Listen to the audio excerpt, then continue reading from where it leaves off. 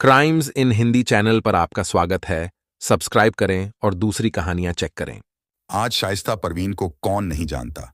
उमेश पाल हत्याकांड में फरार चल रही उत्तर प्रदेश पुलिस की मोस्ट वांटेड सूची में शामिल 50,000 की इनामी शाइस्ता परवीन के पीछे पूरे उत्तर प्रदेश की पुलिस पड़ी डेढ़ी है।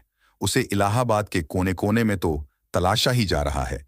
देश का ऐसा कोई राज्य नहीं है जहां उसकी तलाश न हो रही हो। इलाहाबाद शहर ही नहीं, गांव-गांव और नदी के कछार तक में पुलिस छापे मार रही है।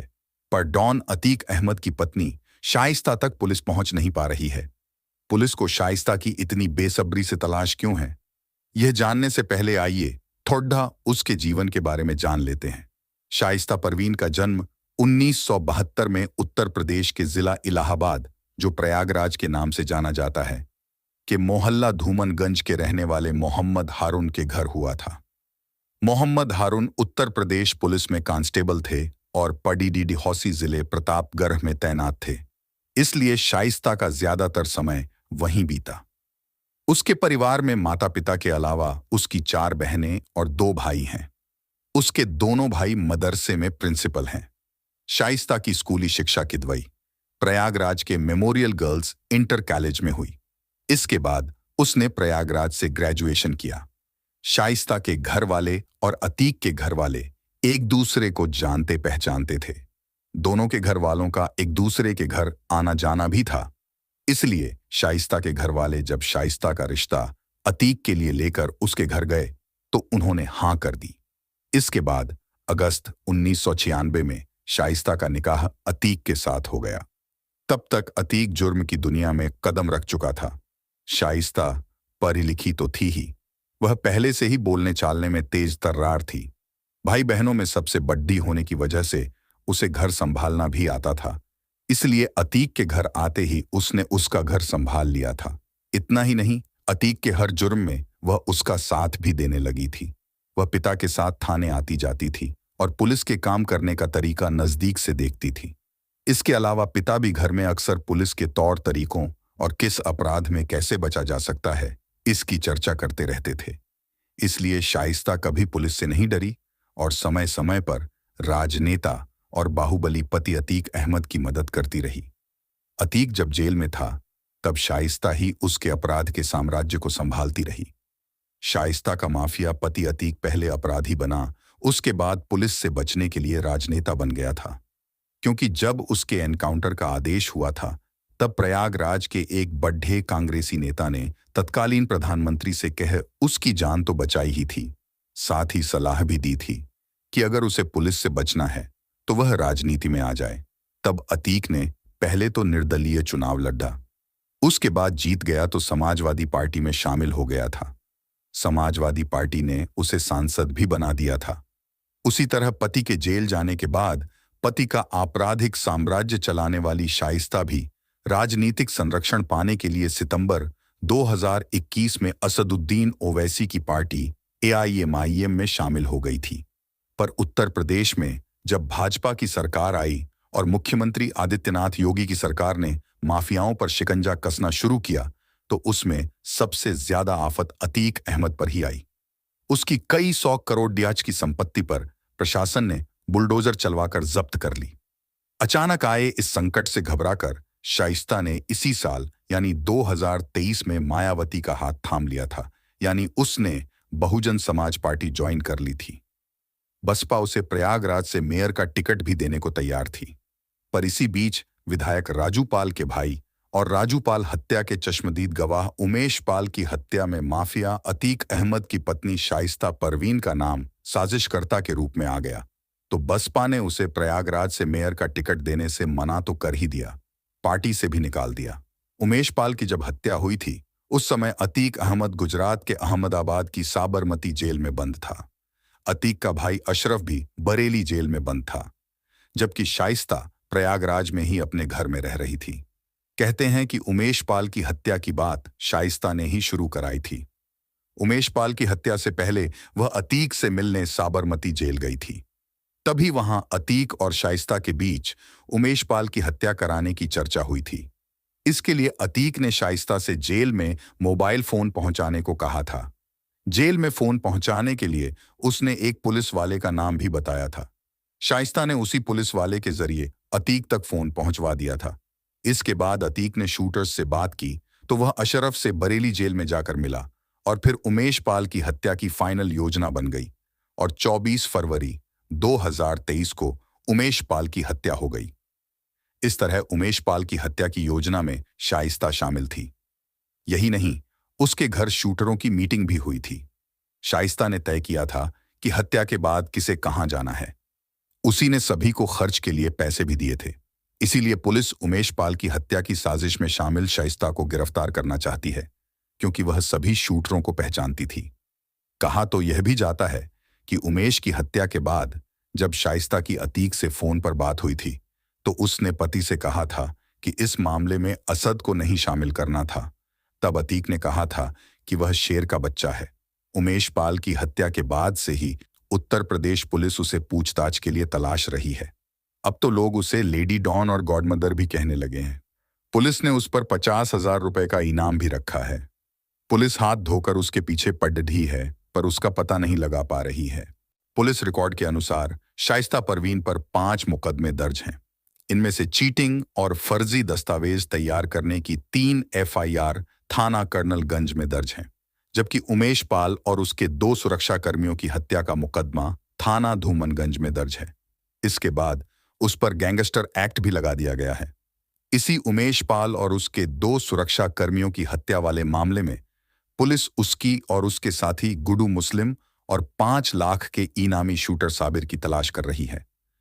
पुलिस और STF की टीमें लगातार उसकी तलाश में छापे मार रही हैं, पर इनमें से किसी का पता नहीं चल पा रहा है। इन सभी पर इनाम तो घोषित किया ही गया है। शाइस्ता के खिलाफ लुकआउट नोटिस भी जारी किया जा चुका है, जिससे वह देश के बाहर न जा सके। दरअसल पति अतीक अहमद के जेल जाने के बाद शाइस्ता ही बेटों और पति के गुर्गों की मदद से पति का आपराधिक साम्राज्य चला रही थी। माना जा रहा है कि 5 लाख का इनामी साबिर उसके साथ है। संभावना यह भी जताई जा रही है कि लुकआउट नोटिस जारी होने के पहले ही वह विदेश भाग गई है और वहीं से पति के गैंग की कमान संभाल रही है। शाइस्ता को लेकर रोज रोज नई नई अटकलें लगाई जाती हैं। जब अतीक के बेटे असद का एनकाउंटर हुआ तो हर कोई यही सोच रहा था कि अपने बेटे को आखिरी बार देखने शाइस्ता जरूर आएगी, लेकिन वह बेटे को भी देखने नहीं आई। इसके बाद 15 अप्रैल 2023 को अतीक और उसके भाई अशरफ की हत्या हुई और 16 अप्रैल को जनाजा निकला तो सभी को पूरा विश्वास था कि पति के जनाजे में शामिल होने शाइस्ता जरूर आएगी।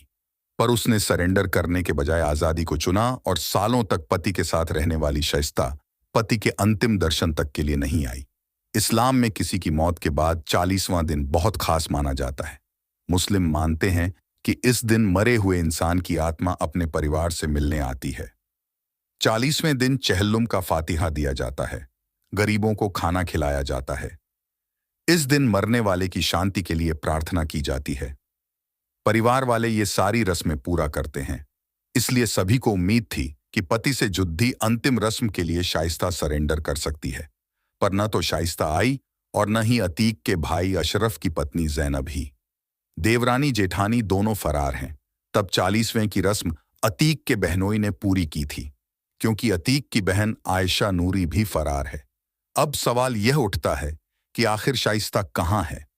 पुलिस उसकी तलाश में रात दिन एक किए हुए है। आखिर कौन लोग हैं जो शाइस्ता को बचा रहे हैं, उसे खर्च दे रहे हैं, उसके खाने पीने और रहने की व्यवस्था कर रहे हैं? पुलिस ने शाइस्ता को दिल्ली के अलावा कौशाम्बी की कछार में खोजा। सैयद सरावां, उज्हिनी और मेहगांवा गांव में ही नहीं, मदरसे में भी छापा मारा। कौशाम्बी के गांव गांव में तलाशा गया, पर पुलिस शाइस्ता का पता नहीं लगा सकी। दरअसल शाइस्ता तक पुलिस के न पहुंच पाने की 2 वजहें हैं। पहली वजह है उसकी पहचान। एक तो वह बुर्के में रहती है, फिर अतीक के समय भी वह बहुत कम मौकों पर सार्वजनिक तौर पर बाहर आई थी। उसके फोटो भी पुलिस के पास कम ही हैं। आखिरी बार वह बसपा ज्वाइन करते समय मीडिया के सामने आई थी, पर उस समय वह बुर्के में थी। उसके जो भी फोटो बिना बुर्के के हैं वे काफी पुराने हैं। शाइस्ता का कोई नया फोटो पुलिस के पास नहीं है, इसलिए पुलिस को उस तक पहुंचने में परेशानी हो रही है। यह भी कहा जा रहा है कि अतीक के कुछ पुराने वफादार हैं जो शाइस्ता की मदद कर रहे हैं। पुलिस ने तो अब उसे माफिया नाम भी दे दिया है। पुलिस का कहना है कि शाइस्ता लगातार ठिकाने और फोन नंबर बदल रही है, लेकिन है वह प्रयागराज में ही। उसने प्रयागराज में किसी मुस्लिम बाहुल्य इलाके को अपना ठिकाना बना रखा है, जहां पुलिस का पहुंचना मुश्किल है। उमेश पाल हत्या में पुलिस ने जांच के बाद शाइस्ता परवीन की देवरानी यानी अतीक अहमद के भाई अशरफ अहमद की पत्नी जैनब फातिमा को भी आरोपी बनाया है। पुलिस उससे भी पूछताछ करना चाहती है, क्योंकि पुलिस का मानना है कि अतीक और अशरफ के कई राज वह उगल सकती है। शुरुआती जांच में पुलिस को उसके खिलाफ कई सबूत मिले हैं। पुलिस ने इसे पहले अरेस्ट भी किया था और पूछताछ भी की थी। तब पुलिस को जैनब के खिलाफ पुख्ता सबूत नहीं मिले थे, इसलिए शांति भंग के आरोप में चालान करके उसे जाने दिया गया था। तब इसने प्रेस कॉन्फ्रेंस करके पुलिस पर परेशान करने समेत कई अन्य आरोप लगाए थे। जैनब के साथ ही पुलिस ने अतीक की बहन आयशा नूरी और 2 भांजियों को भी अरेस्ट किया था। पूछताछ के बाद पुलिस ने इन्हें भी शांति भंग में चालान करके छोड़ दिया था। जैनब का नाम बहुत कम लोगों ने सुना होगा, लेकिन अगर आज प्रयागराज के लोगों से पूछिए तो उसकी पूरी क्राइम कुंडली बता देंगे। अपनी जेठानी शाइस्ता परवीन की तरह पुलिस द्वारा अरेस्ट के डर से जैनब भी शौहर की मौत पर कब्रिस्तान नहीं पहुंची। उसने भी जेठानी की तरफ फरार होना उचित समझा।